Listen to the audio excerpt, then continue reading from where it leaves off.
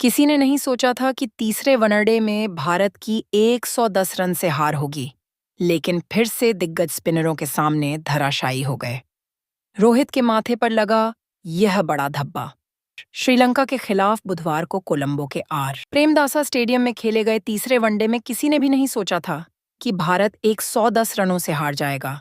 लेकिन डुलिथ वेल्लेज की अगुवाई में श्रीलंकाई गेंदबाजों ने ऐसा वार किया कि मददगार पिचों पर स्पिनरों के सामने भारतीय बल्लेबाजों को हवा निकल गई। उसके 7 बल्लेबाज खाता तक नहीं खोल सके। भारत 110 रन से हार गया। श्रीलंका सीरीज 2-0 जीत गया। लेकिन इस हार से बड़ी बात वह हुई जो भारतीय वनडे इतिहास में पहले कभी घटित नहीं हुई, और इसकी सोशल मीडिया से लेकर पंडितों के बीच बहुत ही जोर शोर से चर्चा है।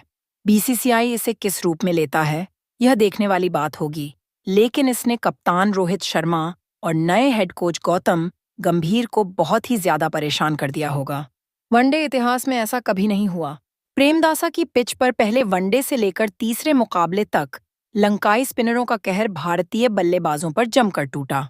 यह सही है कि कोलंबो की पिच स्पिनरों की बहुत ही ज्यादा मददगार थी, लेकिन यह तो किसी ने नहीं सोचा था कि 3 मैचों में 30 में से 27 विकेट स्पिनरों के खाते में जाएंगे। द्विपक्षीय सीरीज में ऐसा नहीं हुआ भारत के साथ। जब बात द्विपक्षीय वनडे सीरीज की आती है तो भारत के वनडे इतिहास में पहले ऐसा कभी नहीं हुआ जब कम से कम 3 वनडे मैचों की सीरीज में भारत के 30 में से 27 विकेट स्पिनरों के खिलाफ गिरे। ये 2 गेंदबाज भारत के हार की सबसे बड़े जिम्मेदार रहे। कोलंबो में भारतीय बल्लेबाजी का जो हाल हुआ, उसके पीछे वॉन्डरसे और वेलालेज सबसे बड़े जिम्मेदार रहे। इन दोनों ने मिलकर 15 विकेट चटकाए। वॉन्डरसे 8 विकेट चटकाकर सबसे सफल गेंदबाज रहे, तो दूसरा नंबर वेलालेज का रहा 7 विकेट।